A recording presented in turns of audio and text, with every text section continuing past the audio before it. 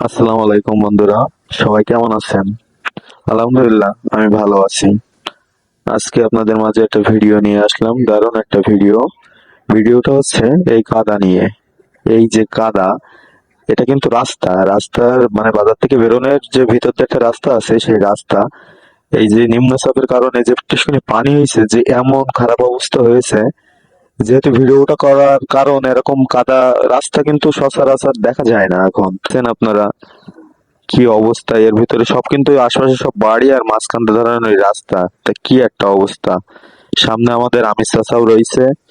চাচা মনে হয় কাদা টাদা ওখানে পরিষ্কার করার চেষ্টা করে, সে রাস্তাটা সব সময় ঠিক রাখার জন্য। তারপরেও সে আর কত এ করবে, কারণ তার দুটো ভ্যান রয়েছে, এই ভ্যানে যাতায়াত করতে হয়, তার এই কারণে রাস্তাটা সে সবসময় ঠিক করে রাখতে চায়।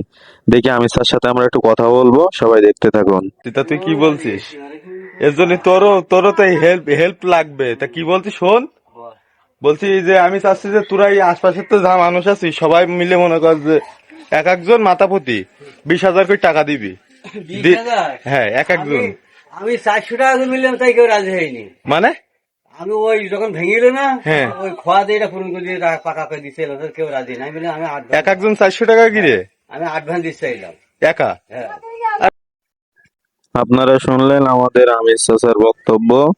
চাচা একাই দায়িত্ব নিতে চাইছিল এই রাস্তা, সবার কাছে 400 টাকা গিরি তুলে মানে সে বলছে যে 400 টাকা কি সবাই দিতে বলছিলাম, 400 টাকা গিরি দিলে এই রাস্তায় আমি ইট বসাই একদম মানে পাকা করে দিতে চাইছিল, কিন্তু কেউ দেয়নি।